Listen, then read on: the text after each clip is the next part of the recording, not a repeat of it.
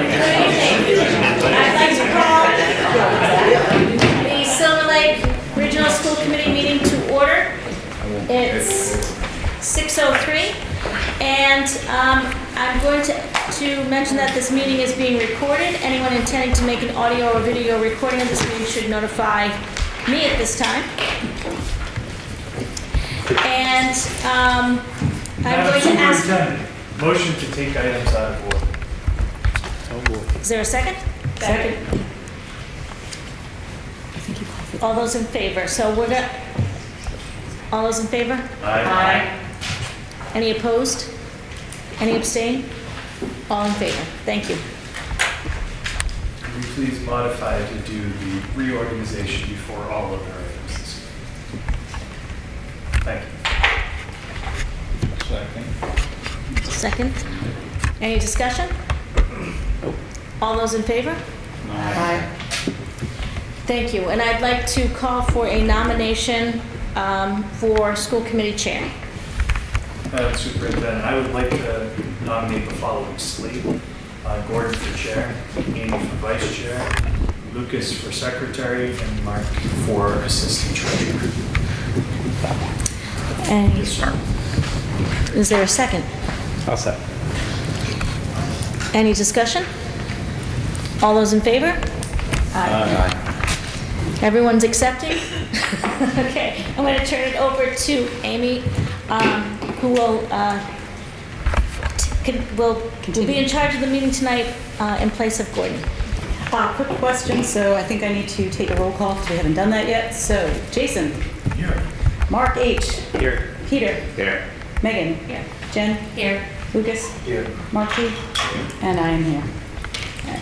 I will accept a motion to adjourn to executive session pursuant to MGL Chapter 30A. I make the motion to adjourn to executive session pursuant to MGL Chapter 30A, Section 2, to conduct strategy sessions in preparation for contract negotiations with non-union personnel, and to discuss strategy with respect to collective bargaining, and to comply with the general or special law to approve executive session minutes. Do we have a second? Second. All those in favor? Oh, do we need to do a roll call? We need a roll call for that. Okay, Jason. Yes. Mark. Yes. Peter. Yes. Megan. Yes. Jen. Yes. Lucas. Yes. Mark. Yes. And I am a yes. So that is anonymous. All right. Going next door. We will be back. Okay. So we are back in session. Do I need a back in session roll call, Keel? Okay. So we are back in session. We are on to item 2, public comment. Any visitors? Good evening, everybody. I just had a couple of brief comments on the Yeah, if you could just state your name and where you live, please. Yes, I will. My name is Joseph Height. I live in Halifax. My son's a freshman this year. His name's Harrison, and I just wanted to bring up a couple things. Some of you guys know me. One of the things I like to do for fun, one of my hobbies, is I like to read old textbooks. These McGuffey readers. Have you ever heard of them? They're pretty cool. So a lot of the stories in there, I just find very interesting, and I compare them with some of the stories we tell nowadays, and it makes me think about an assignment that my son brought home last summer, and I'll just briefly go into that. So I spoke to his ELA teacher last year, and he was telling me about some writing assignments that we're going to be working on. And so I was excited to see some of these writing assignments. I didn't see any until the end of the year. At the bottom of my son's book bag, there was an essay. It was entitled "What Happens to Me When I Die?" And my son went on to describe basically some idea of reincarnation. Reincarnation as like some organism that grows at the bottom of the ocean. So fortunately, I had an opportunity to talk to him once I read it, and I got to explain to him, like, you're a child of God, you know that. And in fact, I think all of our children are children of God. And I was just confused that there would be that type of assignment that asks a theological question of an 8th grader. So is this something that's typical, or is this something that parents should be aware of, do you think, in the future, if we're asking children what happens to me when I die? And the parents don't have any knowledge of this, because it would have been very possible that I didn't see this assignment at all, it just got thrown away. And I never would have been able to have the opportunity to speak to him about it. So, do you guys know anything about that? My apologies, our high school principal is not here this evening. We do have some coordinators here this evening, but I think ultimately my best advice would be to, one, speak directly to the teacher as to how that writing assignment may or may not have connected to whatever the standards or frameworks that they were learning about in that particular course. I'm making an assumption that it was an English class assignment, but we have writing across our curriculum, so that may not necessarily be true. And so I'm going to defer to Nicole Denisov, who's our curriculum coordinator for ELA. So just to clarify, was it an assignment that your student worked on in 8th grade or 9th grade? 8th grade. 8th grade, okay. Yep, that wouldn't be, without knowing the particular assignment and the teacher, any of the details, it's not an assignment that we give. So this would be the first I would be hearing of it. Well, And I can also say that moving forward, I'm going to be talking about our new curriculum. Tonight, the new curriculum is a Department of Education sponsored curriculum that has, particular writing assignments that will be common to all 8th graders, all 7th graders throughout the district. I mean, it's just a really bothersome conclusion that he came to, and he certainly didn't learn that from home. So I think he learned it in school, and so I'm just wondering why. It's not part of our curriculum. I mean, is that what you believe, that children are going to be reincarnated after they die? Is it like a personal belief of yours? I don't think that my personal beliefs have anything to do with anything. I'm here to represent all children. Right. But I mean, it's not really an appropriate question for an 8th grader without supervision. Again, I'm not sure if this was a question or if this is how what a child decided to write about. So I can't really comment on it without knowing more about the facts. So do you believe in reincarnation? If you're asking me, I'm the vice chair of the school committee. I don't think my religious beliefs are really something I'm comfortable discussing in a public meeting. Right. Well, I don't think that my son's religious beliefs should be molded in an 8th grade classroom without his parents knowing. School committee doesn't really micromanage the day-to-day lessons. The superintendent supervises the coordinators. The coordinators are in communication in conjunction with the classroom teachers. Our role is to supervise the administrators. So I have no knowledge of this assignment. We don't micromanage the day-to-day assignments of any of the teachers in our district. That's not really what we do. So you don't want to say what your personal opinion is? I really don't. I don't think it's appropriate in this public meeting to be talking about my religious beliefs. I was elected by the people of Kingston to serve the children and families of Kingston. Well, that's pretty much what I expected. Thank you, guys.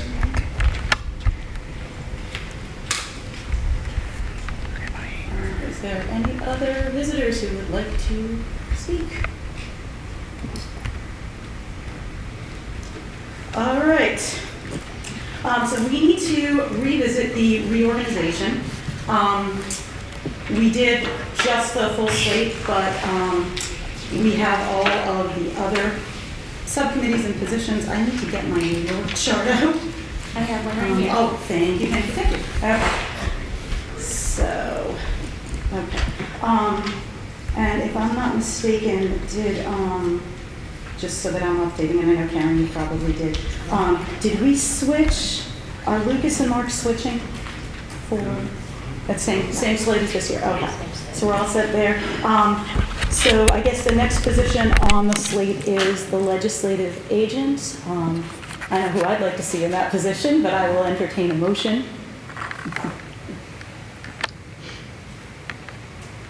Am I allowed to make a motion? Yep. Okay, I make a motion to nominate Jason Frazier to continue as legislative agent if he accepts. Second. Okay, all those, Jason, do you accept? I do, but it might be wise to start some understudies, because I'm not going to be here forever. So I'm more than willing to work with anybody who'd like to I would say just to continuing the discussion, I think all of us have a wealth of knowledge to learn from you. You're very experienced. I come away learning something at every meeting. So I'm always asking Jason questions. I will be continuing to ask you questions, but yeah, I think encouraging all of us.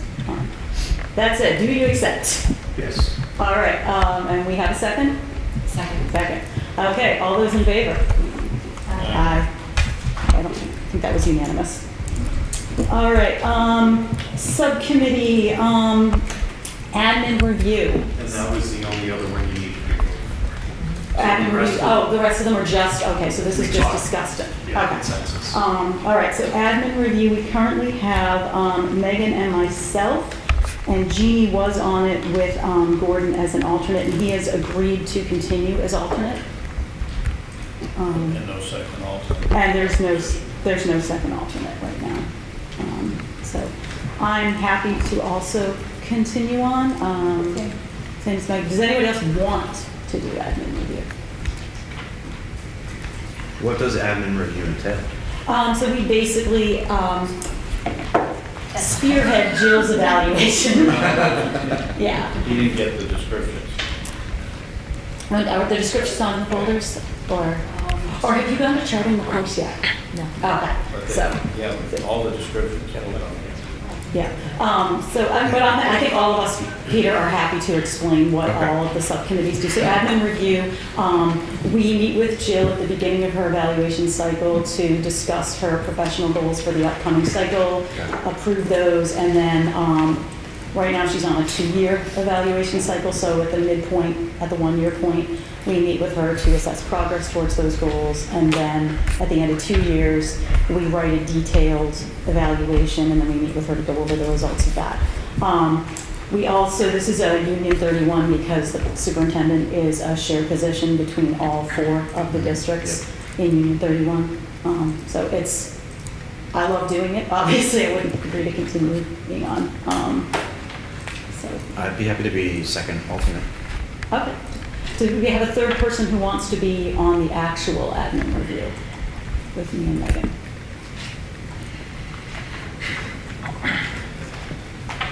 I'll do it. Okay, awesome. All right. You're the second alternate. I will do the second All alternate. right, thanks, Jen. So who's going to, I'm sorry. Okay, so for admin review, it's Megan Cannon, Amy Courtwright, and Peter Fitzgerald, and not Fitzpatrick. And then for alternate, it's Gordon Moss. Perfect, thank you. And, Sure. no, yeah, Jennifer Carroll, second alternate. Thank you. I'll make that motion. We actually, I think we need to vote. Okay. That's the stop, consensus. Okay.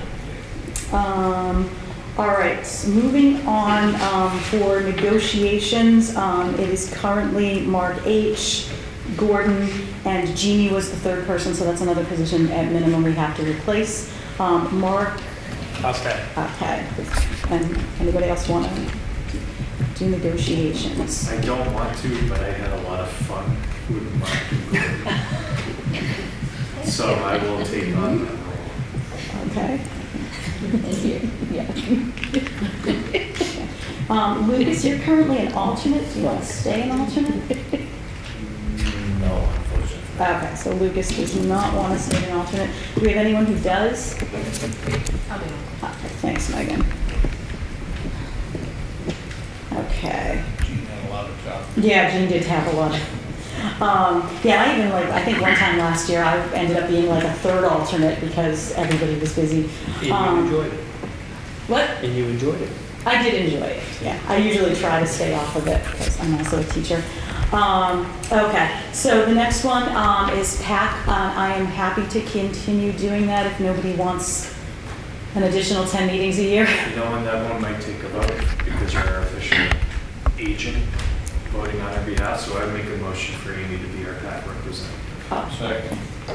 I'll accept that. So, all those in favor? Aye. And I think that was unanimous, Karen. Thank you. Yeah, because I know Karen has to send a letter to them. Oh, yeah, that's right, yeah, okay. All right. But if anyone ever does want to learn more about PAC and what I share out in the meetings, please let me know, kind of similar to Jason with legislative agent. Okay, moving on to policy. Right now it is Jen, Mark H, and Jason with Mark G as the alternate. I'd love to get off of that. I've been chairing it for like 7 years now. And I would love to just not do it. I'll stay. Okay, Mark will stay, I'll stay. and Jen will stay. I'll chair Mark it if you G. want. Yeah, I'll stay as the alternate. Okay. I'm not interested in this. If nobody else wants it, I was on policy when I first started on school committee, and I enjoyed it a lot, so. Looks like nobody else wants it. Okay, I guess it's me. Okay. Okay, CTE, right now we have Lucas, both Marks, and Jason. I think it's good. I'd like to stay. I would as well. I love the four of you being on CTE. I think you're all really knowledgeable. Do either of you have an issue with that? Okay. All right, it looks like you guys are it. Okay. So those are all the same, Karen. Perfect. All right, so we're moving through this pretty quickly. Safer is Mark G, Lucas, Jen, Jason, and Jeannie is the alternate, so we need someone at minimum to replace that. Do any of the four of you no longer want to do it? Does someone else want to do it? I'll continue to serve. Okay. Stay. I can stay. Okay. I'll join it. Okay. And what do you, Jason, what do you want to do? Peter take over? Yep. All right, Peter, you're on. You want to be the alternate? You want to be the alternate? Can make you the alternate. Okay. People happy. Yeah, I'm gonna shoot you. I'm still gonna. Nothing's gonna change. Maybe he meant with a water pistol, seeing yourself. Yeah. And then single signature warrants, I think has to be Gordon, so he's there, but we do need a new alternate for that.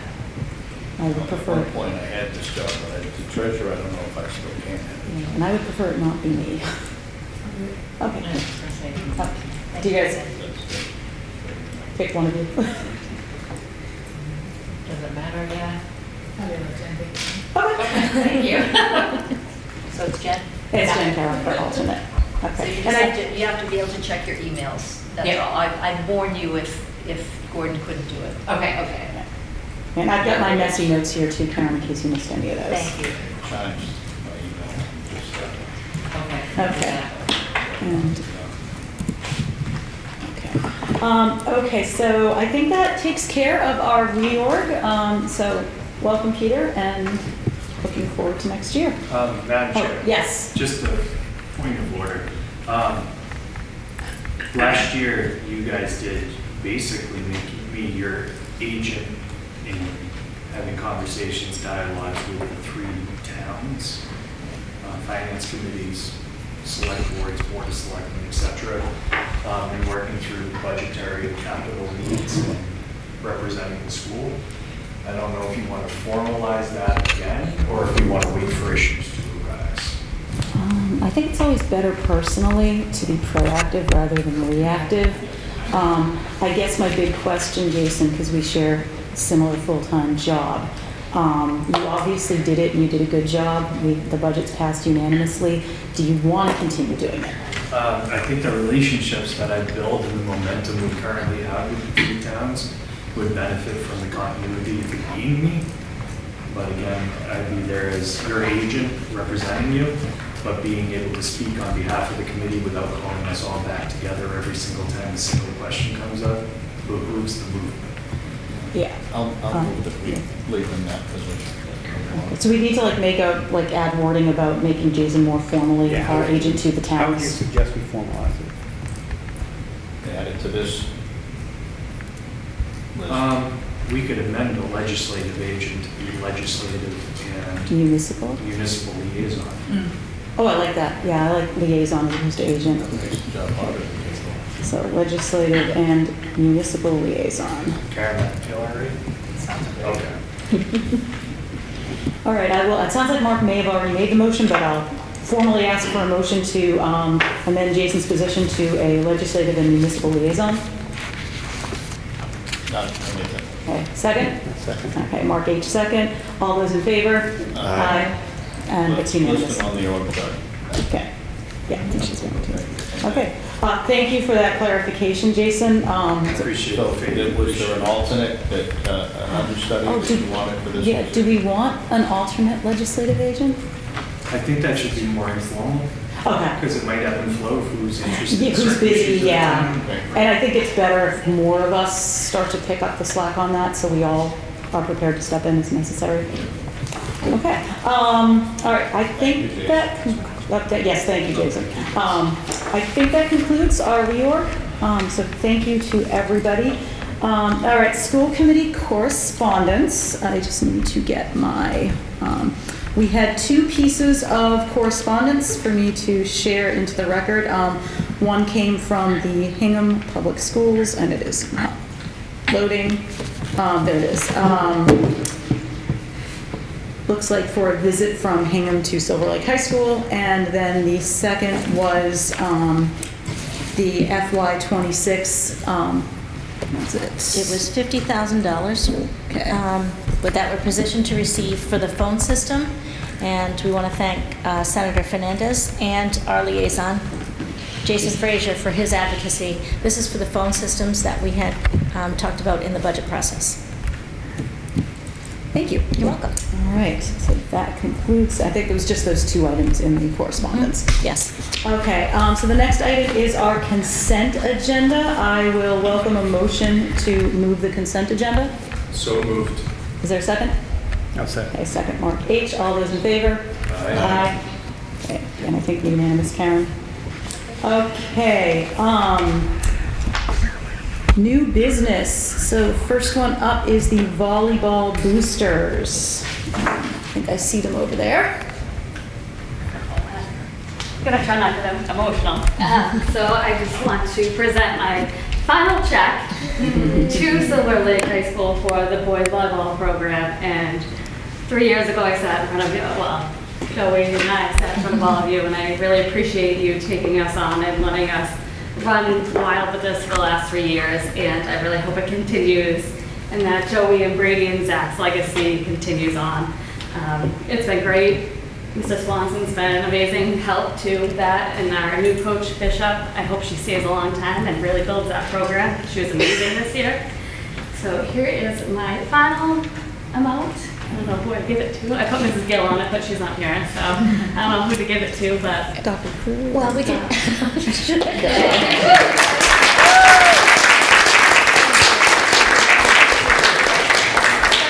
I learned a lot. I owe a lot to Mark too, and all his help too, to really learn how to run a boosters and a program and all that, so. I'm not. Congratulations.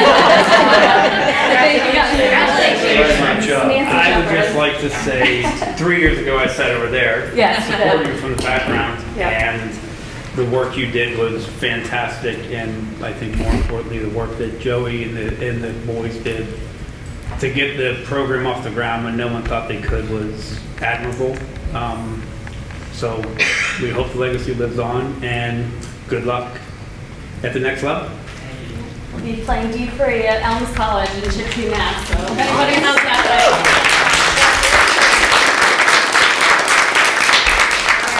thank you all so very much. Thank you. Thank you. How about all of so I think next up are all of our contract personnel discussions. So first up is the slip principal discussion and vote. So our candidate is here this evening. If you wouldn't mind allowing an introduction. I would love to allow an introduction. Absolutely. Perfect. Thank you, Madam Vice Chair. Thank you. It's my pleasure to introduce to you Ms. Amanda Richardson, who's going to be our new integrated preschool principal. We're thrilled to have her. We're getting her with a great background in early elementary education, specifically at the preschool level. She's done some fascinating and really extensive work in her CADS program, so we're thrilled to get her. She'll start with us on July 1, so no lapse. And we've talked about this before, because Kimberly Oravec's still going to be here with us. We have this great opportunity for a really natural mentorship. So we're thrilled to have Amanda here. We're thrilled she's here. And I appreciate the committee's support in onboarding a fabulous candidate. So thank you. Welcome, Amanda.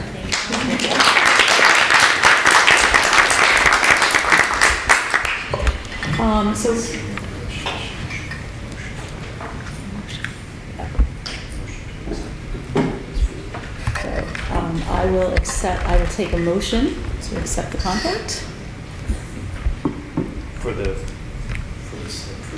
Yeah.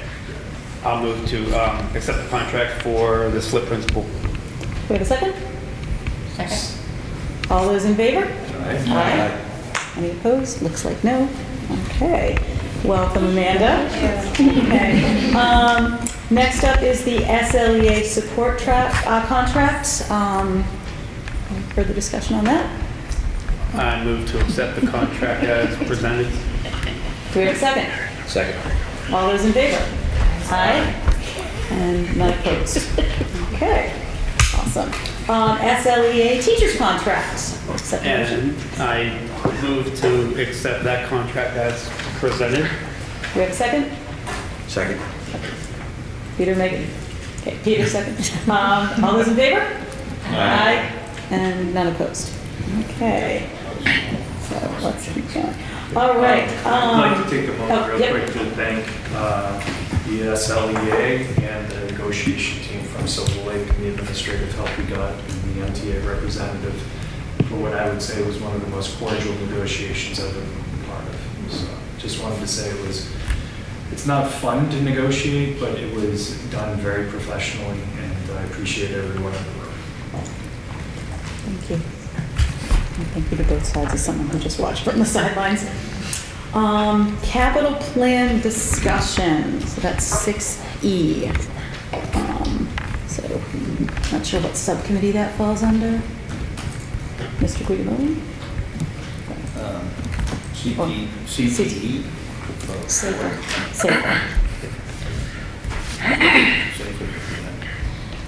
But the capital plan is under 6E. We can discuss briefly. So we did have a safer meeting right ahead of this. I was looking for my notes, actually.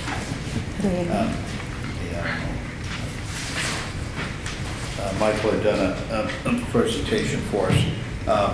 Basically, I want to thank the three towns for and Jason's sale of our request to have our rolled up capital make it back to our capital plan. I think it's going to be huge to be able to have a stabilization fund. And this year is approximately $700,000 that we can dedicate towards capital expenditures. One of those capital expenditures is our expensive rooftop units, air conditioning.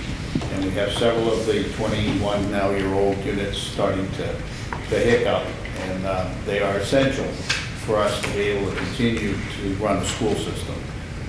If you don't have heat, and these provide heat and air conditioning, but the heat side of them particularly, and we are focused on addressing those issues, and they are extremely expensive, hundreds of thousands of dollars.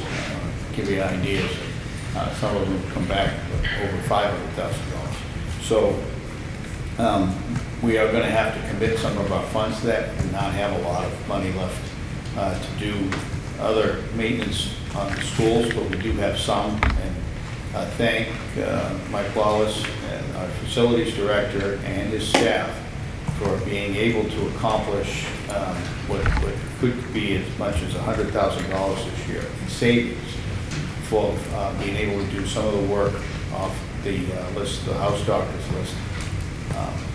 We still have, even with the projections of what Mike and his staff feel of the $73 million from that list, is we still have about $53 million of things we need to address.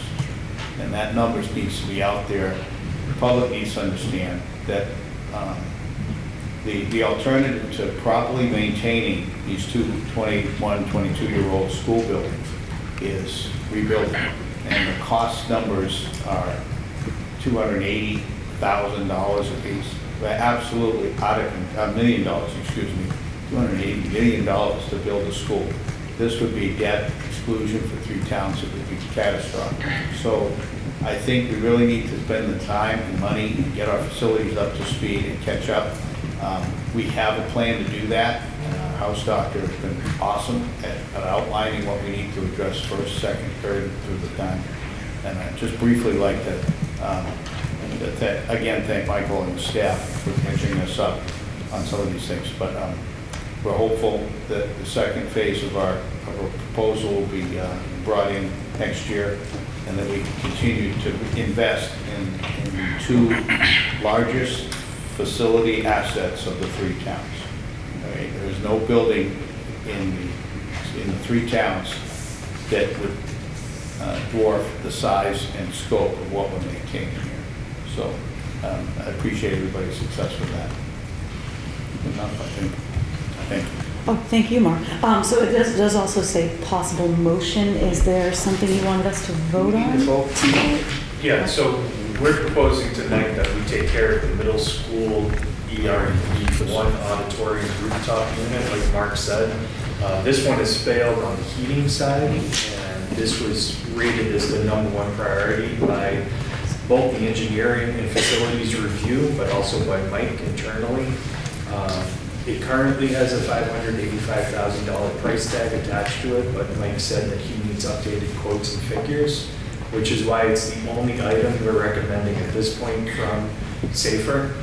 Even though we have $700,000 to work with this year, we need to see where it actually comes in, and then we'll come back to subsequently with some other items from the punch list we can use the remaining dollars for. That bid is going to be essential, and I outlined what we have left. $700,000. So would the motion for tonight be to authorize Yeah. however much? Mike to move forward with getting bids and starting work on the auditorium unit in this building. So I will accept a motion as presented by Jason. Second, Oh. if he made it. Was that a motion, Jason? Yep. Okay, motion by Jason, second by Mark G. All those in favor? Aye. Any opposed? No? Okay. Thank you. Thank you, and good luck, and thank you to Mike. All right, Mr. Swanson, I think you're up next. All right, good evening, everybody. Thank you. And if I could just briefly insert my expression of gratitude to all of you for your support of the volleyball program as well. Obviously, our gratitude to the boosters presenting that very generous check, but it couldn't have been done without the cooperation of our school committee. And so your willingness to listen to them a few years ago, before I was here, but to give them the opportunity was very impactful for those student athletes and for the school as a whole. It was a terrific experience. So on behalf of the athletic department and the whole high school, we're very grateful to the school committee for your endorsement of that new program. Great to be in a period of growth within athletics. And speaking of growth, this is cost growth here. As you've probably seen, the topic on the agenda here, the first one that I have is the athletic training agreement. Pretty significant increase in cost with our relationship with Mass General Brigham and their athletic training program. But I would preface by saying we've been extremely satisfied with the quality of service that we've received through MGB, and in particular through our really outstanding athletic trainer, Jackie Germain, who some of you may know. If you're a parent or student athlete, you certainly had probably opportunities to connect with Jackie, who for us is the face of MGB and the athletic training program. She's outstanding. The program as a whole has been really beneficial to our school. We're one of many schools in Massachusetts that contracts athletic training services with MGB. This year, we were one of 19 districts in Massachusetts whose contract was up, and so we were one of 19 districts that was surprised by what felt like a pretty radical price increase. I met with the director of the program a few weeks ago to learn more about the reasons for the increase in cost and to look at any changes to the parameters of the contract. I think the parameter changes are pretty minimal. The surprising part was the significant increase in cost. We did budget more this year. We had budgeted $75,000 for this service, but learned that in the initial draft of the contract it had gone up to $88,000. They did retreat from that a little bit after the meeting, and I think they were hearing feedback from lots of other districts that had very little time to prepare for this, and they were apologetic about the late change, attributed it to some changes in leadership that had a different view of the financials at MGB. And they did agree to come down from 88 to 83. They've also increased the hours per week as a baseline from 32 to 35. Explained the cost increases really being relative to increased costs for salary and benefits, and that it's an attempt for them to right size and to avoid loss. I found the argument persuasive, even though the cost, of course, was more of an increase than we would have liked or were prepared for. They also promised that we would have our next contract for the following year in our hands much, much earlier next year. In fact, as early as September, but no later than October, so that we have much more of an opportunity to prepare next year. So the athletic department is prepared to pay the cost differential from our revolving funds, and believe that it would be important for us to maintain our relationship with NGB. I would also note that in addition to the comments about Jackie being really good at what she does, we have statistical proof that she's actually busier than any other athletic trainer in the state. She literally won their award for the most visits to her office. So we have a really large and robust athletic program. We have more teams than most schools do. We have higher participation than most schools do. Many hundreds, 600 plus of our student athletes or students at Silver Lake who participate in at least one team. And lots of them spend time with our athletic trainer. Maintaining continuity there would be really beneficial to us. So I'm hopeful that the committee will see fit to approve the new contract. We would need a motion for the committee to approve and allow the chair to sign on behalf of the committee. So, let's do the motion in the second, and then we can discuss. So I will take a motion for the committee to approve and the chair to sign the updated contract. We need a motion first. Sorry. Do you want to make the motion? So moved. Okay, Jason's got the motion, Jen's got the second. Discussion. We're gonna just have to be mindful of absorbing that 10% increase once it comes out of revolving it into the regular budget. I don't think it would be unwise of us to also just give Rick some cover by authorizing him to do that. I know it's his revolving account, but just to give him the support of the committee as well. So I do make that motion to support the use of revolving funds up to $6,000. That would be 8,000? All right, I'll give them authorization to use up to $10,000 of revolving fund to cover the differential of the contract. And I'll just chime in. The only note I had written down, Rick, was where's the money coming from? And that was the first thing you answered. So Okay, great. no concerns on my end. Does anyone else have anything? No, I just want to say, Jackie, when my son was a freshman and he popped his arm out and he went back from football, she wouldn't clear him because of strength issues. Because of her, she was like, he needs to have an MRI. Come to find out, he tore his labrum and had to have surgery. So if she wasn't that good at her job to say, I'm not going to clear your son, and my other son, who's a sophomore this year, one of the games at home, flipped over a kid, landed right on his back. She was immediately out there. I mean, seeing her on whether it's the sidelines of any field or courtside, you can't put a value on her. And the time and dedication, and she generally loves her job and she loves these kids in this district. So I'm just happy that we're able to keep her. Is there any concern of her leaving? I think I can't wait to report to her exactly what you said and share with her the positive feedback from this committee, which I think she hears from lots of people. It's true, she's worth every penny, and she loves Silver Lake, and it shows in her work. So I think this endorsement helps to secure the relationship going forward. It's a really positive working relationship that we have with her. My athletes are also frequent flyers, so it would be nice to have the continuity. Right. Well, I need a second to my motion. Jen made the second. You did. Yes. And All we right. have to vote mine, then we have to vote the original. Oh, there are two separate ones. Okay, so Jason's $10,000 motion. All those in favor? Aye. and then the original authorization for, is it Rick to sign or Gordon to sign? For the chair to sign chair on to behalf sign. of the committee. Okay, so I think Jason also made that motion, and if I'm not mistaken, did you also second that one, Jen? Yes. Okay, so Jason motion, Jen second. All those in favor? Aye. And I don't see any opposed. Okay. Thank you. And I think the next item on the One agenda. more, thank you very much, everybody. The other one is probably easier, I think. This is just a handful of minor edits to the athletic handbook. We update this typically around this time every year. And we shared with you an edited copy with some strike-throughs. You would have found that the vast majority of changes here are grammatical, some syntax, very little of substance. The only thing probably worth mentioning is that we are memorializing a change in how we do concussion baseline testing.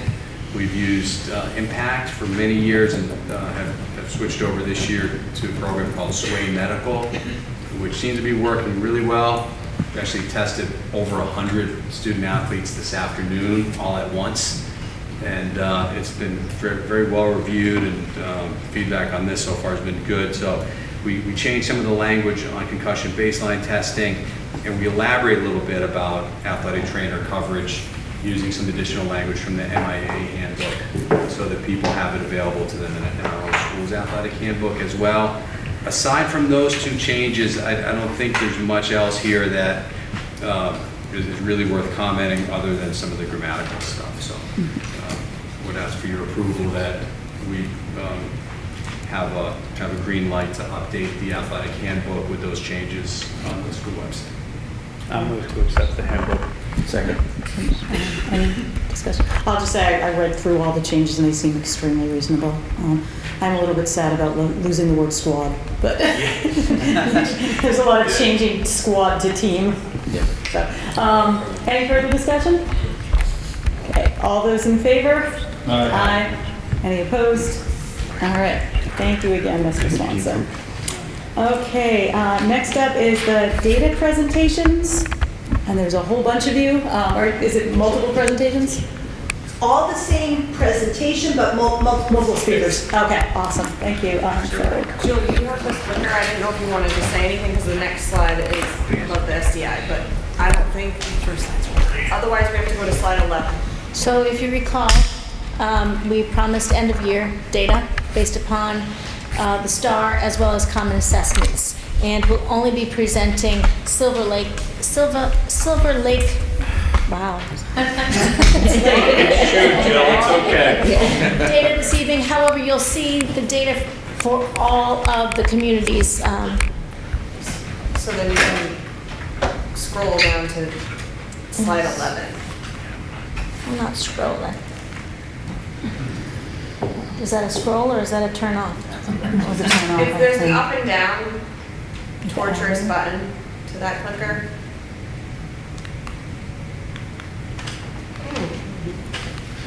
There's all sorts of buttons for volume. Well, that's amazing. Oh, there we go. Let me just make sure the side button is on.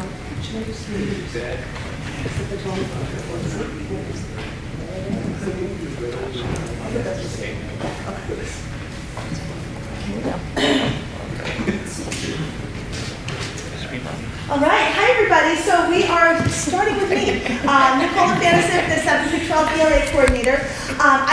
This is the same slide that I presented to you in April. As you know, the ELA MCAS is earlier, and so our spring window was right before, in fact, we wrapped up the very day of the spring data presentation. So really that is the same information, but what I can add to that is that at our May department meeting, we did a little bit more work unpacking the data and looking for those places where we saw a blip in the winter, then we came back up again, and really sort of talking about what that means for us and to set some goals and moving forward as far as encouraging students to really understand the value of the STAR testing, particularly as they get older and they've taken a lot of STAR tests. What does it mean for you, and what do we as your instructional leaders use the data for? So that's really the only update I have for the STAR slide. Let's see if I can do this. At the middle school, our spring window of common assessment saw some nice consistent data there. Our common assessments are teacher-designed assessments that mirror the types of questions that students are asked to work on the MCAS. So reading and writing standards, response to text, and these are assessments that the teachers collaboratively design, and then they go in and they look at the data together.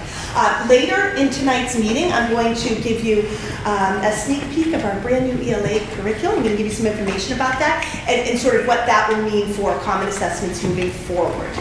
So that is my middle school data update. Does anybody have any questions? I have one on the teacher design ones, because we do the same thing in my district. How is Meet Exceeds, or any of the 4 levels, how are the teachers defining that? Or how So we're using the same, our 70% number, because that really is our threshold for what we're looking at for STAR and MCAS, so we took a look at that number. So are you saying like that, like a 70% on an assessment would be considered meter? Yes. Okay. Yes. Yeah. Thank you. So I think I'll go over to Melissa. Thank you. Hi, everyone. I'm Melissa Green, the Social Studies Coordinator. So I'll explain a little bit about this day. It's different than Nicole's because in grade 7, we are using summative assessment tasks that are aligned to specific units of study. They are not benchmarks where kids are repeating the same exact standards. The skills are very similar in that kids are looking at they're using inquiry prompts, and they're looking at primary source documents. They're building their knowledge of geography. And overall, I think we saw a pretty good trend with students. That spring number a little bit lower than where we were at in the winter. I think teachers are still doing a root cause analysis of that. Partly they wonder too about the testing fatigue given how many assessments kids were taking at that particular time. We actually do have a 4th measure coming up within the next week or so, right at the end of the year. So we're excited to see what that data looks like as well.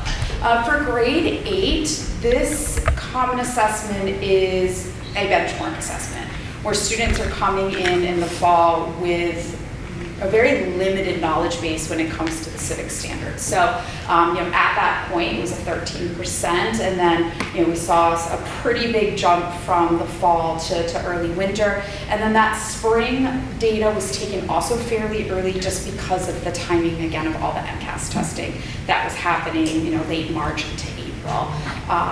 But overall, our students, we're also very proud of our 8th graders. We sent a team of students to a state showcase, and a team from 8-1 of 2 young women won the state award for their petition project. They actually got invited to go to the Massachusetts Court of Appeals today and took a tour and met one of the judges and went with their teachers. So it was quite the honor for them, and we're very happy with the progress that they've made overall in their understanding of civics.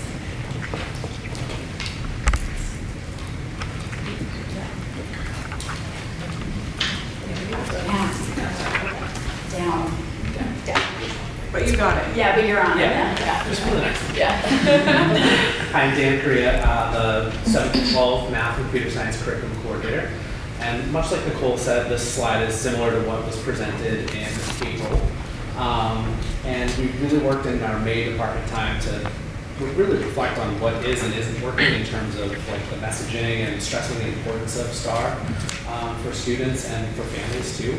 And so we've really done a lot of brainstorming around how we're hoping to improve our protocols in terms of the timing of our STAR windows, our test day protocols, and then our messaging to students and families about its importance.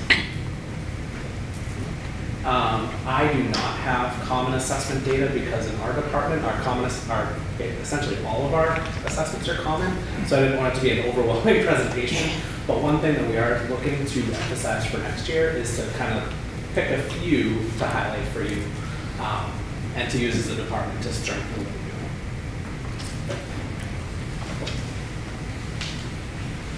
All right, well, I'll overwhelm you. Sorry about that. So just a little background. We're in this last stages of our OSC implementation, so we will have had teachers trained in all 6 units in both grades. moving forward, we were able to get all those in this year. You'll notice on the 7th grade side, the last unit is still forthcoming. On the 8th grade side, they completed it, obviously, tried to get everything in before MCAS.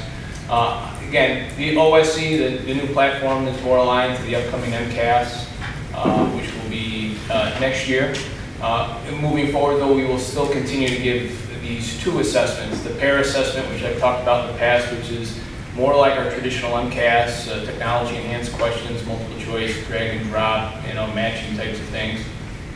We like it because it's really quick data. It allows us to drill down the students, the questions, the classrooms, very standard to line. So it allows us to quickly pull out information. The OSC assessments take a little longer to grade because they're all about data analysis, using evidence to support reasoning, and looking at more open response types of questions.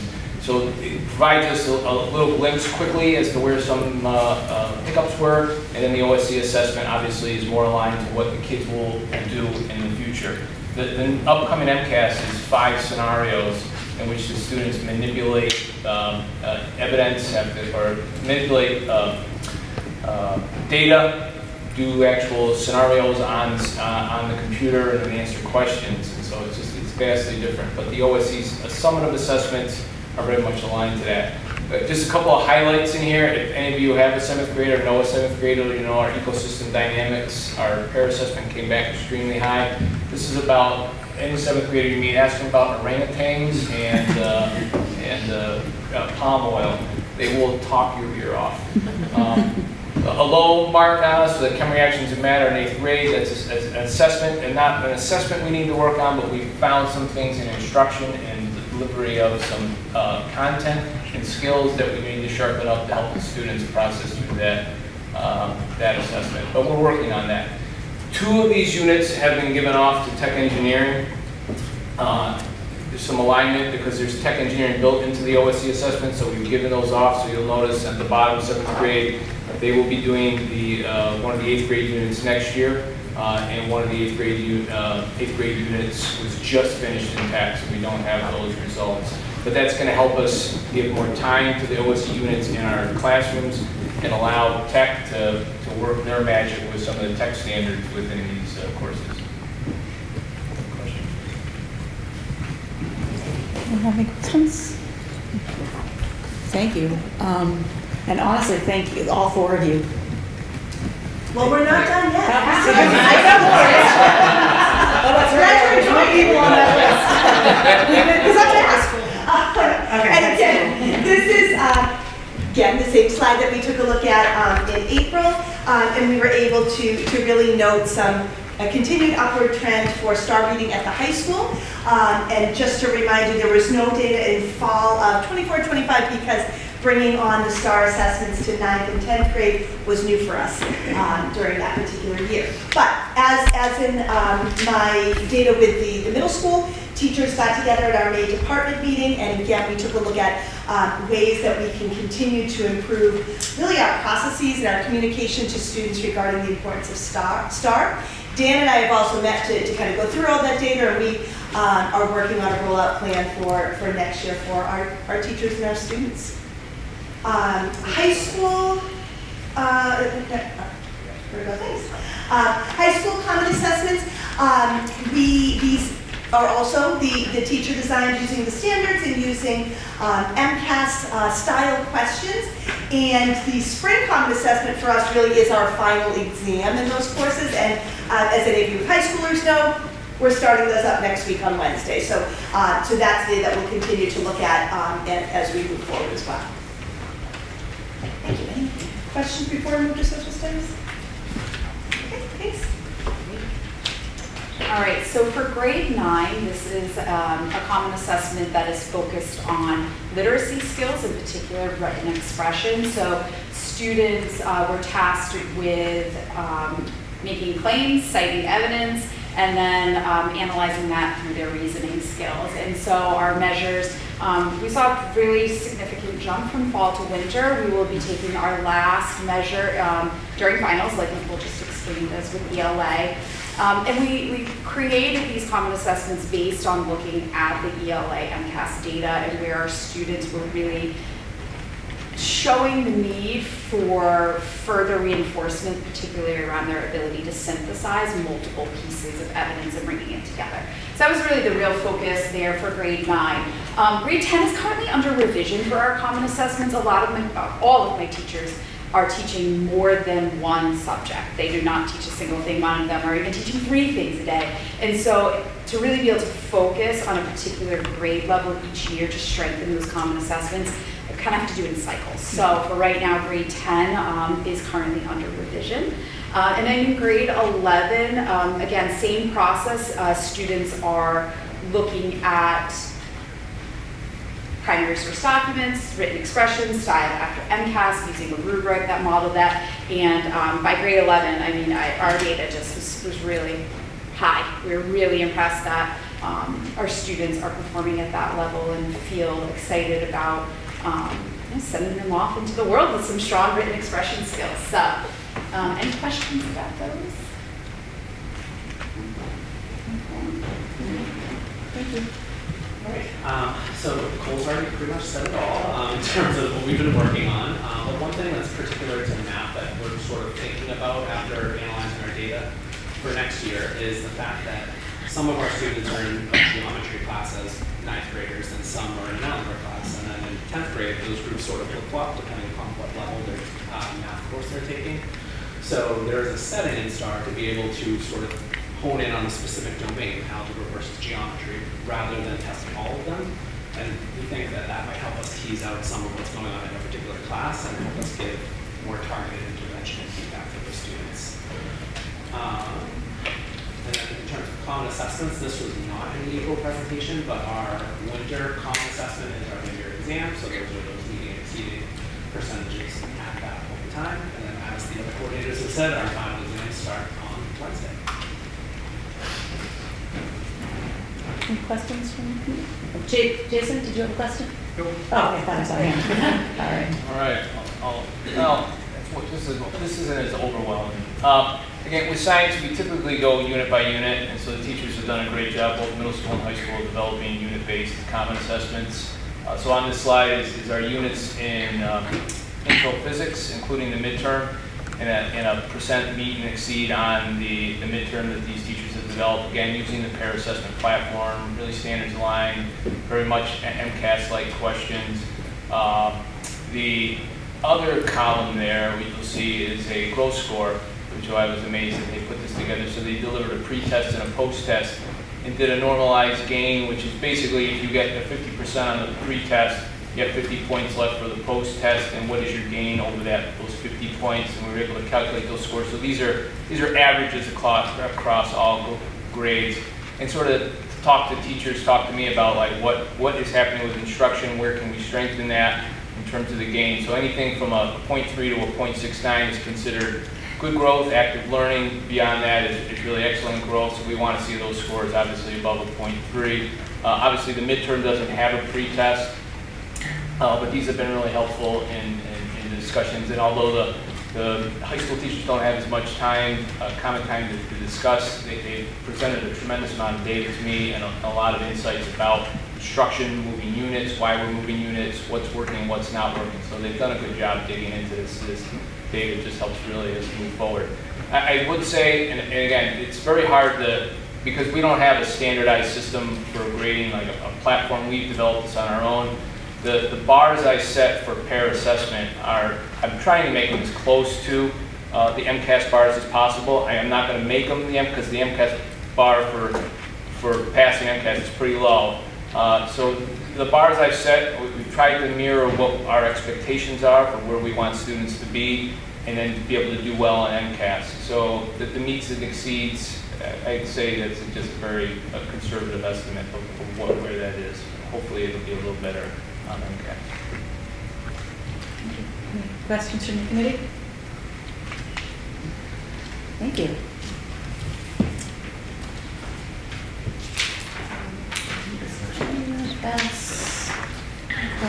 Is Dr. Clifford presenting anything?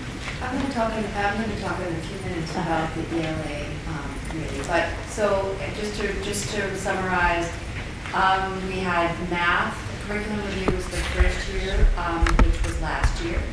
and was year 2 of math this year. This year was the first year of ELA, next year will be the second year. And in the fall will be the first year of science, technology, and engineering. That will be their first year of curriculum review, so you'll hear more about science next year. Am I missing anything from, I just want to make sure everybody's had a chance to, okay, so I think thank you so much for a very comprehensive presentation.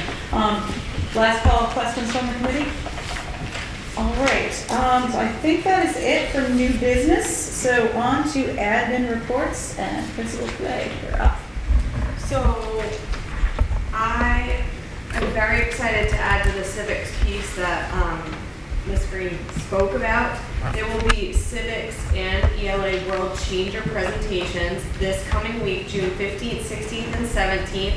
You can see some of the posters over here on this side of the library. This whole space will be filled. The front lobby will be filled. We invite you and other community members to come talk to the students. They're excited to give presentations to the point of where they've emailed some of you. They are interested in school improvements, social emotional health, and bettering the student experience here. They are very motivated, and some of them are even putting lights around their posters. So it will be a good time, and you know how important those soft skills are, those presentation soft skills, so any time that you can give would be really worthy for them. That's all I have for today. So follow-up question, on those dates, what times will the students? The whole school day. Okay. The entire school day, whatever works for you. Kids will come down on a rotating basis depending on when their civics classes and their ELA period are. Thank you. Thank you. Okay, and Mrs. Gill is not here tonight, it No. looks like. She's not regularly. Craig is designated. All right, designated. Yeah. I don't know if it's on the same. Oh, I don't think it is. But I can do it. But we had a trial schedule this year. So if you've been here for a few years, last. Yes, that's it like is. yeah. It's like a whole other round of people. Okay. I'll just close it up. I'll tell you a little bit about the history of it. So for several years, we've been working on a new schedule at the high school. Previous years, we actually talked about an 8-period day, and we talked about scheduling. The budget kind of changed that path forward. But last year, we did 2 trial schedules to try to find a path forward that worked with our current budget and our current situation. So in the spring, we did 2-week trials. The first trial was a fixed 5-day rotation with 2 Laker blocks. And a Laker block is a student-centered block for MTSS, multi-tier systems of support. So students can access their teachers and get extra support as they need it during the school day. So you'll see that first one, which is very small, but that is the first trial we did. So there's those 2 Laker blocks on Tuesdays and Thursdays, and that is the schedule that we trialed first last spring. And then the second schedule isn't on the slides, but I can talk about it a little bit. It was our standard schedule that we had previously, 7-day rotating schedule, and we just added like a half-hour Laker block, support block on Wednesdays. We surveyed students and staff last spring, and everybody wanted to trial that first version of the trial. So we went to this year doing a 5-day non-rotating schedule with a Laker block on Tuesdays and Thursdays. So instead of doing the 2-week trial, we did it for the year. So a lot of this, what you're going to look at is our results from our surveys for our students and our staff. So in blue and red are the positive outcomes for all of these survey data. So I'm not going to be able to read them from this far back, but the green arrow can show that we saw positive growth through the year. So on the left will be our fall survey for students and staff, and on the right would be our spring survey. So this is student data. So this first one is how productive did you feel during Laker block? Overwhelmingly, our students did feel productive during Laker block. That was a big question of ours. We're giving them 2 hours of unstructured time. Like, what are are they going to be able to use that productively? Overwhelmingly, the students did, and not only did they find it productive, but they gained in productivity as they used it through the year. So that was our first data point. Our second one, if you go to the next slide, was how easy is it for you to access teachers for academic help during Laker Block?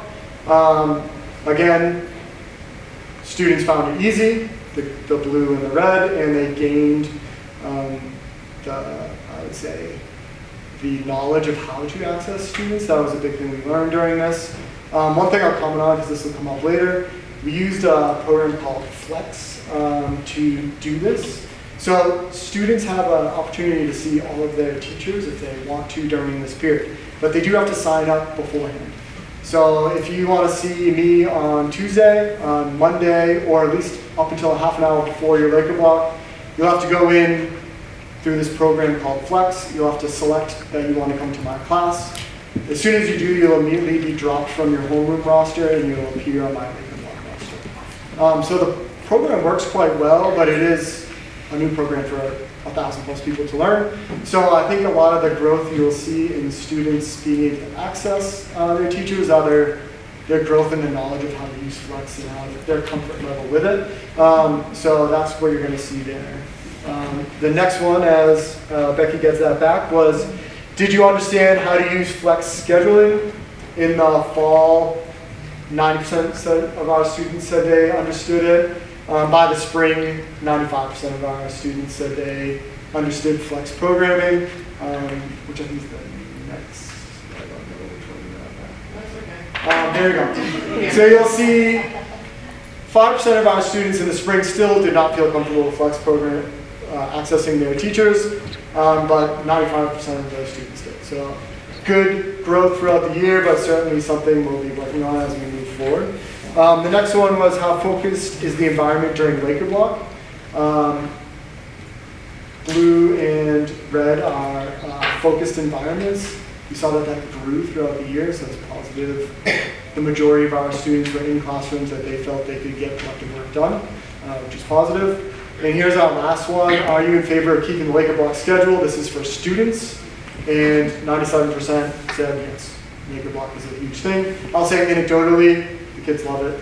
They get so much out of it. The big thing that this schedule allows is, I think for me, being a data coach on the MTSS team, is equitable access for all students to all teachers. So they have access during the school day to access their teachers and get the support that they need, regardless if they can stay after or not, if they're on a sports team or not. They have 2 hours per week to really use that time for their own reasons, whatever they may be. All right, so the second thing you're going to look at here is our staff feedback. The challenges I'll go through kind of quickly. A lot of it revolved around Flex use and getting teachers comfortable with using it and getting students comfortable with using it. As a teacher of upperclassmen and underclassmen, I would say my upperclassmen understood it quite well, quite quickly, and my underclassmen were a little skittish, and they didn't want to go into a room particularly sometimes or not. It took a while for them to really understand the use and the value. So I think that was one thing we saw in the fall, which is the feedback you're reading on that first slide. And then some of our advantages, staff reported having dedicated time with students, all the things you would expect, extra help, instrumental. The fixed schedule ended up being a huge thing that our staff liked. So when it's Monday, 8 o'clock, we know where we're going to be. I can plan for every week. So if you want to meet with somebody, a month from now, I know what that day will be, which is very difficult in our old schedule because it was rotating 7 days, so it would always be different. So that was a huge positive thing that we got out of this. CTE kids, a similar thing. They always have their shops in the morning or the afternoon at this point, and it's repeatable. We can schedule around it. If they're doing co-op, we know when they're going to be there, when they're not going to be there. So that was a lot of the positives, and then all the student support positives you would think we did see as a staff. So moving on to the survey results. This is for teachers in the fall and spring. So how effective do you feel Laker Block is in supporting student needs? Teachers overwhelmingly thought it was effective, and they only grew in that conviction over the year, so I think that was really positive. The second one was, how often do students seek your help and sign up for Laker Block? You can see that overwhelmingly our students are accessing us during Laker Block. This is our first red arrow because that shows like less students. This shows teachers or staff reporting that less students are coming to them. I would say that maybe more students got more comfortable with it and they started targeting who they were going to and when. So if a student was doing well in my class, they were no longer coming to me to make things up. They had other teachers they were going to make things up. So yes, we saw less of all students, but I think we saw the right students the second half of the year, which I think is positive. How effective do you believe Laker Block is in improving student grades? This is from a teacher perspective, overwhelmingly positive. Being able to grab these kids during the day and get them to get the extra help that they need is huge. And as a freshman teacher, to just tell a freshman like, hey, you need to do X, Y, and Z, you're gonna come to my Laker Block tomorrow, was huge. They need that direction, they need that ability. If it was like, can you stay after on Tuesday, it was a maybe, but when I'm like, you're gonna come tomorrow, they were like, okay, I will be there. And we're able to do that. So that was overwhelmingly positive. The next one was, how effective do you believe Laker Block is in improving student organization and time management? Executive functioning is extremely difficult with these kids, especially their freshman, sophomore year. They're learning how to do it. We saw huge positive growth in that throughout the year, and I think all teachers would report that for the majority of our students, this is a really positive thing. How effective do you believe Laker Block is in improving student-teacher relationships? I didn't think about this, but the data shows huge improvements in relationships, and it makes sense. If you're struggling with a teacher, and you don't ever see them from extra help, you can begin to not trust or dislike that teacher. But if you go see them on Tuesday and they give you extra help and they get you caught up into class, that struggling class is now the teacher you have the strongest bond with because you see them more often. Huge positive results there. That grew. How effective do you believe Laker Block is in improving overall school culture? Another thing I didn't foresee coming, but we saw growth in that from most of our students, so that was a really positive outcome. Staff, do they want to keep it? Yes. 95% said they like the new schedule and they want to move forward with this trial that we piloted this year. So next steps, nothing's perfect. I'm a scientist, so there is no perfect solution, especially in schedules that we've been talking about for so many years. Flex is definitely a thing we need to work on as a collective body. I think for 1,000+ people learning a software program on the fly this year, we've done actually pretty good.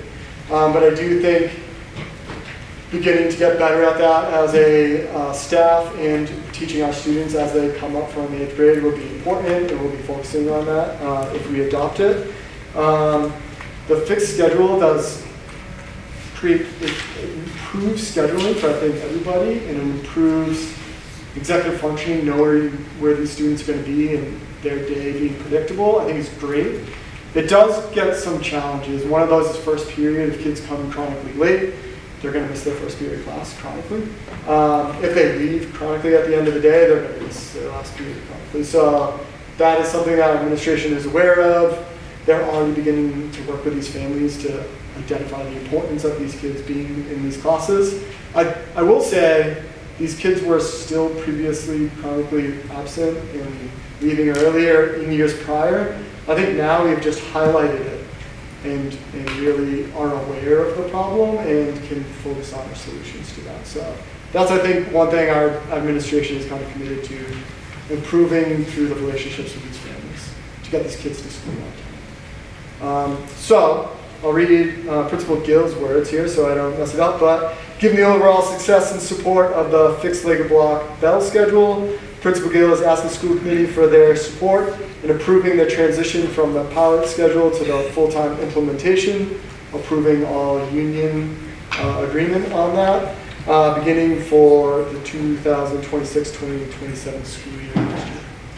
So she's looking for a vote of support. I don't quite know what that means, but you guys may.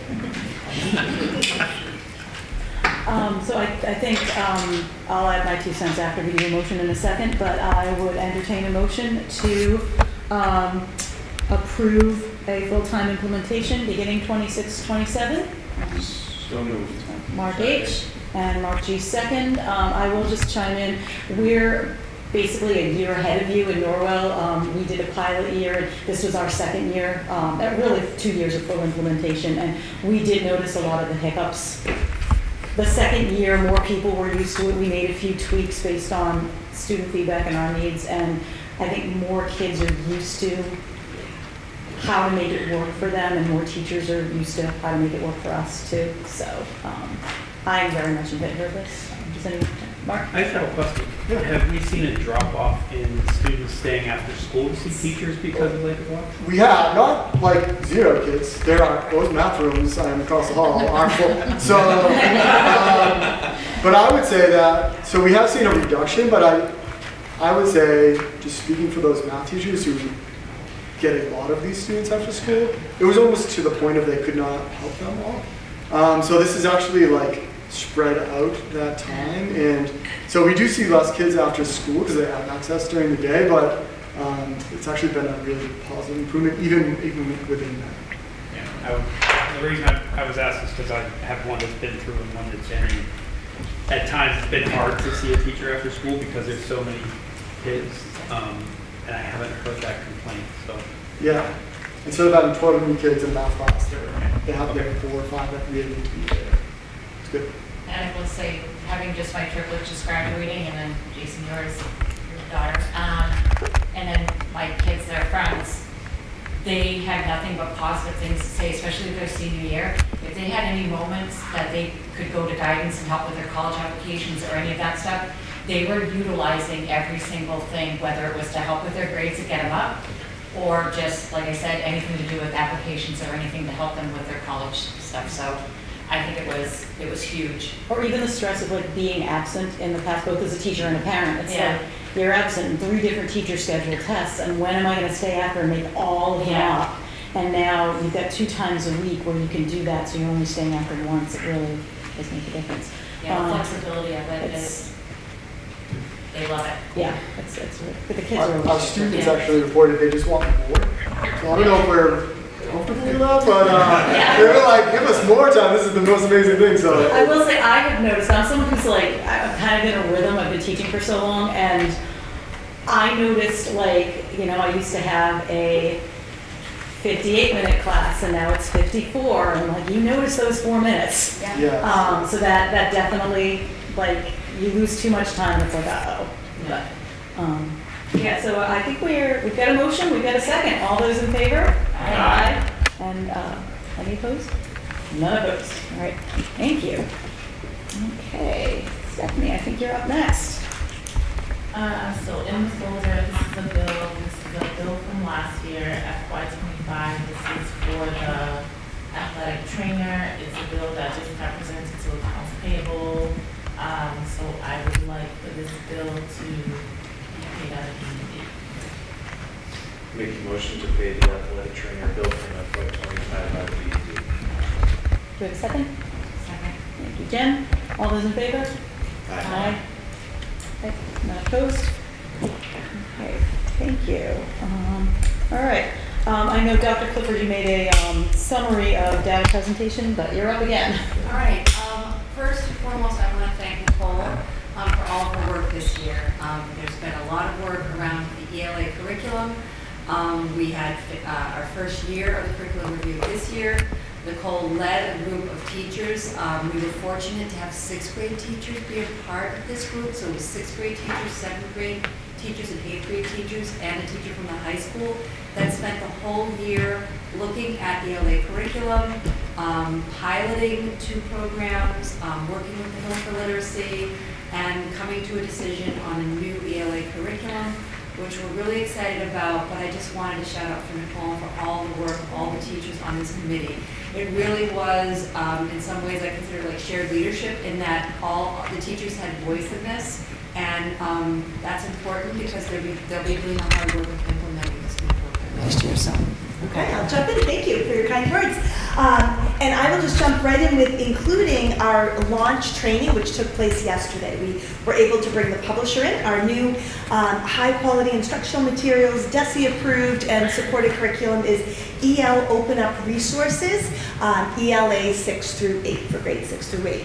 And we were fortunate enough to be able to bring all of our grade 6 through 8 ELA teachers as well as special educators, reading specialists, our multilingual learner teacher, and bring everybody into a launch training to really understand it's a new world for us, this type of program and these types of high quality instructional materials. And the lift before us is great and is challenging, but that launch PD allowed us to go into the summer with an understanding of how the program is built, what the instructional design looks like, how teachers can prepare and plan to bring the program in. We were able to unpack all of the assessments for each grade level, as well as performance assessments, and get a sense of the modules is what they call their units. Each program has 4 really high interest, really strong texts, grade level texts, with a high level of interest for students, as well as a focus on character education texts to help build a sense of respect and integrity and compassion, which fits in really beautifully with our middle school model. Also a lot of focus on all of the ELA standards, including the speaking and listening and collaboration and student discourse standards that again is at the heart of our work in the middle school. So I will echo what Dr. Clifford said about the importance of having teachers involved in this work and having teachers really go in and investigate the programs and take a real close look at our sample materials. We went out and visited some schools that were using these programs. We had really high-level and in-depth conversations with the publishers and with the professional development people at work. Throughout next year, we will also be using a coaching model where their instructional coaches from their program will be coming in 4 times a year, working with our teachers, seeing what we're doing, building from there, as well as strategic planning sessions that will take place monthly as well, to help me as the leader to be able to deliver the best information and the best support for teachers. And also, some of you know I've been here in the district for a really long time. For the first time ever, I'm teaching 8th grade next year. And I'm really excited about that. And I think that's going to be a way to help me continue to serve and lead and really understand the program, how it works, what the teachers need, and to get a real close look at the gains that our students, we anticipate that they make through the program. So we're very excited. The work ahead of us is great, but we're really optimistic. I am hoping to provide information to families in the fall. I haven't worked this out yet with Principal Coep, but I'm thinking that I would probably lead a short optional informational session before open house if anybody wants to come and talk ELA with me before that, before I go down to my 8th grade classroom. But that we will be certainly looking to provide some more information to people moving forward. So ELA Open Up Resources, happy to talk about it anytime with anybody. I feel like I'm excited for our choice. Thank you. Thanks. Dr. Prue, you have the floor. So first I'd like to thank our towns for their support of the Silver Lake budget. On Saturday we had our final town meeting in Kingston, and Kingston also supported the Silver Lake budget. Kingston supported the budget unanimously, so that's pretty exciting, and we appreciate our towns for their support. The other items are some news from the commissioners' call today with superintendents. The first being the graduation standards final report is expected later this month, and so some of the highlighted items that he shared with us today was foundational coursework, the expectation that all students would complete Mass Core, the end of course assessments in ELA, math and science, and potentially history to be taken at the start of high school as another component. Post-secondary planning, all students would complete a MyCap framework plan with, or a MyCap framework type plan with the required year-by-year milestones, and a culminating experience such as a capstone project or portfolio assessment that would be assessed locally against a state-developed rubric. Now this is just the the report, but I wanted to share with you the expected content of that report. There are 5 components within the framework: financial literacy, work-based learning. There's also FAFSA and Mass FSA knowledge. The students can either complete those or opt out, but the districts would have to provide that experience, that opportunity for them. There's an AI and digital literacy component, and also civic knowledge. The state is also considering giving seals of distinction to offer to students who graduate with particular excellence in certain areas. And the other information is that the Mass Core requirement would be for the incoming 9th grade cohort for the fall of 2027, the current 7th graders. Class of 31. I haven't done that math yet. But you're probably right. Also, we sent out information the other day about the MCAS Family Portal. We're expecting that before the end of June. Tomorrow there's a webinar where we're going to find out how we get those codes and how we're going to give those to parents. But the hope is that parents will have quicker access to their students' individual scores, albeit it may not be their final scores. It will be the preliminary scores, but nonetheless they'll have a sense of how their child performed.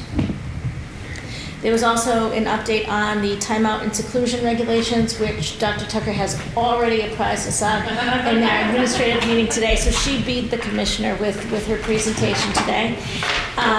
There are updated definitions, physical space requirements, defined emergency circumstances for seclusion use, those kinds of things. So she's already begun that training for us at the district level, and this is certainly going to be happening. I did all the teachers, I did all the special education staff as well. So we're on the ball with that. And then in terms of immigration, mass leads, and interpretation regulations, some items there. They're going to be issuing guidance framework for districts to develop new policies on staff interactions with federal immigration officers and warrant requirements for entry into non-public areas. So that is going to be coming our way. We don't have guidance on that just yet. The Mass Leads Act is going to require 2 active K through 12 provisions, which means that districts must develop diversity plans. And then they're going to be incorporated into our Student Opportunity Act Updates updates. and update of year again. And all districts must appoint a DEI officer or team. If adopted, these things would be effective in 2027. So those are the updates from the states, just to be mindful of potential changes coming our way. But no,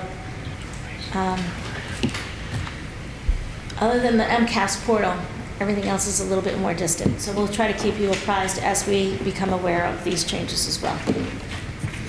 So anyone have any questions or comments before we move on? Okay, thank you, Dr. Thank you. Crew. All right, so we're on to subcommittee reports. SLEA. All right, Carrie Mathias, Secretary of SLEA. The SLEA would like to thank the school committee and the district for their dedication to contract negotiations for all 3 units throughout this year. We appreciated their willingness to listen and hear concerns at the table in an effort to meet in the middle, and we are excited that all 3 units have been able to wrap up negotiations at this time, pending ratification for Unit A on Tuesday. We also want to acknowledge the work of building level admin across the high school, middle school, and preschool, who have leaned into the work with SLEA leadership on countless occasions throughout the year, and we hope everyone has a restful summer. You too. Okay, admin review. We met. I met with me. Yeah. Oh, Jesse's the chair, so I guess I can, unless you want to speak, Megan. So we met with Jill, was it last Monday? I think it was last Monday.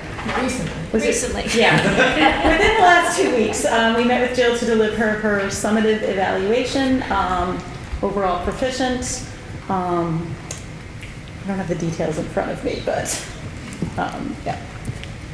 That's what we did. Yeah, met your goals. Nice job, thank you. Okay, CTE. No update. No update, thank you. Legislative agent.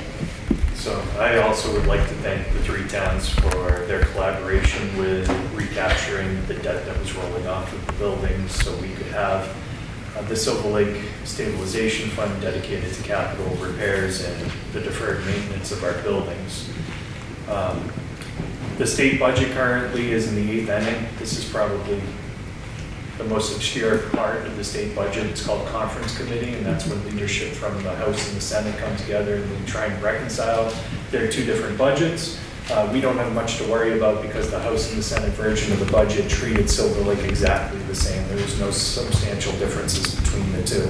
The 9th inning is when the governor signs it, and her signature is basically unimportant because the House and the Senate have a veto-proof majority at this point. Moving on to the graduation council's report that's coming out on the 17th, so it's next Wednesday. It's going to be full court press from the Executive Office of Education and DESE to promote this plan. The Superintendent's Association, the School Committee Association, the Mass Teachers Association, AFT Mass have all come out with some statements. I was honored to be the author of MASC's position paper that's on our website right now. We do support the rigorous courses, Mass Core for all students. We are concerned that about 20% of students in Massachusetts currently don't graduate with Mass Core requirements being met.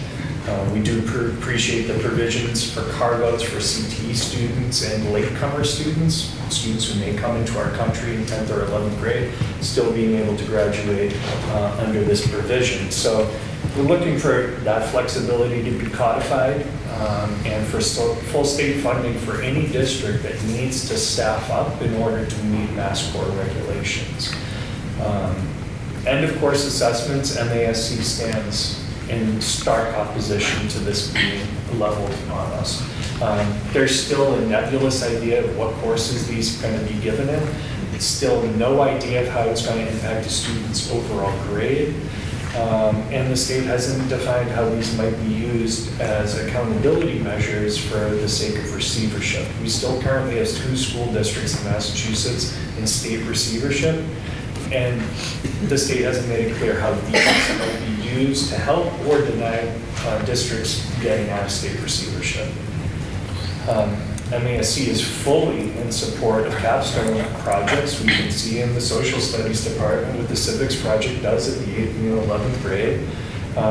Absolutely, state give us some guidelines and some guidance, but let us implement it and grade it locally. Again, this might require some funding as well if we're wanting all students to do this in multiple different grades and disciplines. We have to look at staffing, we have to look at scheduling. You know, if you've ever built a high school matrix, you know it's not easy. So these are considerations that are not spoken of in the state level report that's coming out next week. They haven't talked about a single penny of how we're going to fund this. They haven't talked about how many staff members are going to have to be hired, how much PD is going to need to be given out to teachers. Individual career and academic plans, as our superintendent mentioned earlier. This is a very extensive, you sit down with kids, you're supposed to do this actually starting in middle school, but they're talking about starting in 9th grade. What are your career goals? What do you see yourself doing after high school? And then tracking with students as they go through their high school career. Are you making strides towards those, readjusting schedules, looking at coursework? I mean, this is talking about a pretty intensive teacher guidance, adult in the school student relationship where, again, professional development would need to be there. So Absolutely, MASC is in favor of schools adopting this if they have the capacity, but we don't think it should be something that holds back a student from graduating from high school if their school isn't meeting this requirement. Same thing with students applying for federal and Massachusetts student aid in school. I mean, I think Steve Pello would be apoplectic if he knew we were going to have all these kids bringing in their parents' social security numbers, right, in their investment portfolio. And God, if I drop that paper on the ground, you know, right now it's an opt-out model. MASC would be more comfortable if it was an opt-in model. Right? If we can have that support here at school, we can guide families through who might be unfamiliar with the process. Happy to do it, but definitely not an opt-out model. Financial literacy, MASC's always been in favor of financial literacy. Kids coming out of high school, not just knowing how to do algebra, but also knowing how to, balance a checkbook, as old school as that might sound, but what is debt? What is an interest rate? What is credit card versus a bank loan? How are we going to make sure that kids understand what they're getting themselves into before it's too late, right? But again, the flexibility to do it within curriculum that already exists or already standalone should be something that a school district should be able to decide on its own. And the seals of distinction, Mark, I saw you nod your head. MASC is totally in favor of it. And some of the ones we were looking at were ones for STEM, one for ROTC, more arts. This is along the lines of the seal of biliteracy, which already exists. It's just another way for a kid who's really gone above and beyond to get a little bit of an accolade at the end of their career. But they added 3 more items at the last meeting. AI and digital literacy, like that literally landed on the last one. We're all like, yeah, this sounds like something we should talk about. We're like, all right, thanks for being here, guys. Right? And then the internship and externship for every single graduating senior in Massachusetts. Do we have the capacity within our communities to send every single one of our students out to do one of these? So it's pie in the sky. And sometimes you need to be idealistic. But the fact that this is being delivered to the governor on Wednesday, and the details are still not there, there's not a single dollar of funding for this, is absolutely ridiculous at this point. And to talk about our current 6th and 7th graders being the guinea pigs who are actually going to have to go through these hoops, at this point I hope for a detente, but if they want a fist fight, one's coming. So that's my report on the graduation council's report. Tell us what you really think, though. I've said it publicly. If you want to watch the video that I gave to MASC's membership, it's on our website right now. I didn't hold back. I just wanted to talk about budgeting for a little while because we're going to have to really lean into this starting now. There is no end to budget season. Right? Stephanie knows. Those of you who've been here long enough know, budget season never ends. We're starting right now with the FY27 budget, right? And Doug Howgate, who is the executive director of the Mass Taxpayers Foundation, recently said that all the fair share dollars are going to be gone either next year or the year after. All of the fair share dollars, over $2 billion in revenue, are slowly being eroded, being absorbed by the operating budget of the state.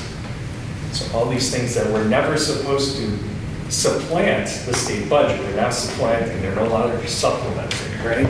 So we're going to be in a little bit of trouble when those funds dry up totally.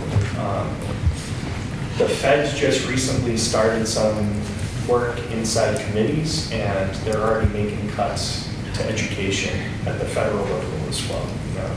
I don't know if it'll actually make it all the way through because the voters back home will give them hell this summer when they're doing their little town hall meetings. But it's a scary time right now. We know Medicaid is being cut back, which directly affects school funding. At the end of the day, I don't see that state funding is going to go up dramatically next year, right? So we know our costs are increasing by more than 2.5% on an annual basis right now in public schools. So every single one of the towns right now is contemplating putting an override before their taxpayers next year. And that's something that we all need to just digest and understand. I know Halifax just recently tried to have an override, and it did not work out too well for them.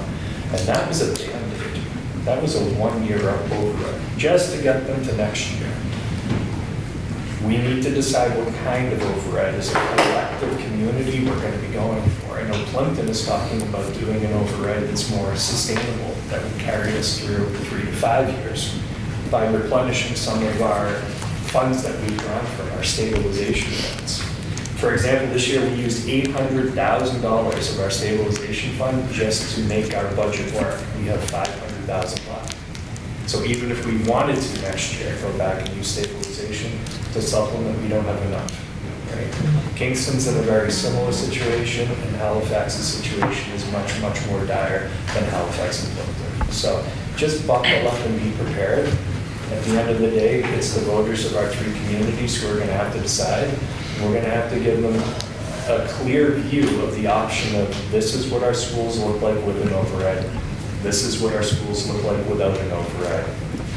And then let them make their decision in their own conscience. So just be prepared. It's going to be a long year, and there's going to be lots of questions, and some people might get heated. And my advice to you is just remain calm, remember why you're there, you're here for the kids. And they can't vote, most of them anyways. So we have to be their voice. Thank you. Thank you, Jason. Okay, negotiations. Well, I have good news. We are in agreement with support staff and SLEA as of today. So those are done. We're thrilled. We are still working through with the paraprofessionals, and the SLAA is just kind of getting underway. So we hope to make good progress on that throughout the summer. Thank you. All right, so I'm next with PAC. So our summary from our May 7th meeting, which I was fortunate to attend from my car. Driving up to Vermont to pick up my daughter. So the FY27 budget was approved in the amount of $11,052,153.31, which is a 2% decrease from this year's budget. No significant increases or changes in the budget. PAC also entered into the record that the collaborative is cognizant of the fact that many districts are struggling with their own school and town budgets. Tuition will be increasing by 3%, which is in alignment with the recommended 3 to 5% yearly increase that educational collaboratives try to adhere to. They will be expanding services with Bridgewater State to offer educational coaching for the BSU Excel program. $142,000 was approved to transfer into the playground funds account for a new playground at Pilgrim Academy being installed this summer with a new lease agreement. Under policy, we approved the review and revisions of the 4,000 category and 6,000 category series in the policy manual, and that's for staff and instruction. Board of Directors has now reviewed and revised all sections of the policy manual except the 5,000 series, which is slated to be reviewed in the fall, and that is the student-centered policies. The student handbook was approved. We presented the treasurer's evaluation, and the treasurer gave updates on enrollment, and the warrants were read into the record. So that is it for PAC, and on to, well, I will answer questions if anyone has kind of an info dump. Thank you for your work on that. It's a school committee unto itself. It really is. It's like a second full school committee meeting with its own subcommittees. Yeah, it's a lot, but it's rewarding. It's very rewarding. All right, so policy. Well, for the last time ever, I'm going to say I have no report. Hey. Okay. On to the regionalization study. I'm not sure who's supposed to give out the report. Jean was supposed to be, Okay. she was our representative. But Dr. Crew, okay, and I do have a little note from Mark too that I will read. Sure, the Collins Center canceled our last meeting. Stephanie has forwarded the approved budgets to our liaison from the Collins Center now that they've all been approved, and we'll wait to. We're hoping that they can begin the financial component of this study as well. They have been conducting interviews. And we are in need of a new Silver Lake rep to the Regionalization Study Committee, so. I'd like to ask what time constraint, that anybody knows what's involved with it, consider volunteering.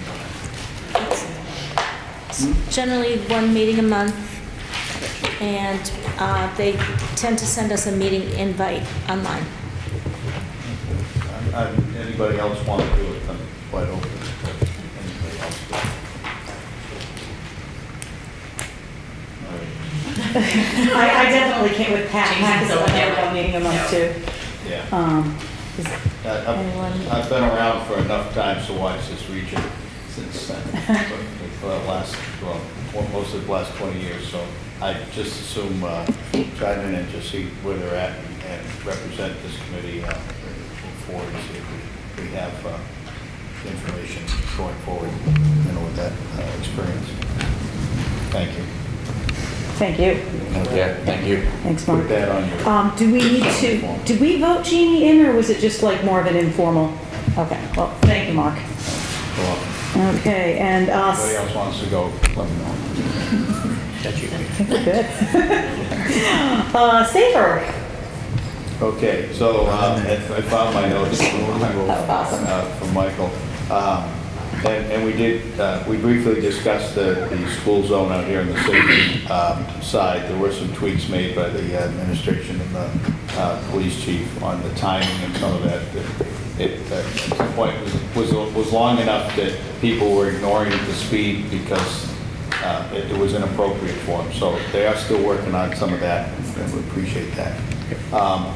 But one of the couple of the other items that, other than the rooftop unit that Jason labeled, that there was an interest in moving forward when they left over money on the garage door that's on the back of the building. To complete the set of 3 so that they would all match. If we wait too long, find that one discontinued, we're gonna have sort of a funny looking back of the building. So that was like $123,000 estimate last time. Then we have other rooftop units that are of concern, but we're going to try some fixes on those. And then the last athletic fields that we're doing our best, but the cost of materials has really gone through the roof on that and several of the other items that they were short a couple of ability to keep up with the athletic fields. They're trying to keep them up to the best. We were asked by the staff to consider how we structure our user fees, which we'll be dealing with our next meeting, will be on October 22nd. That's all I got. Thank you. Any questions for Mark? Okay, I think we're coming down to the wire. You mentioned, just again, how much money Mike's team saved us. Oh, I know we said it earlier, but. Yeah, it's worth well, looking he at. has a couple, 14,000 on this job, 8,000 here, 5,000 there. The potential savings is 136,000 that he estimates to be able to save with the in-house work they're doing on this year.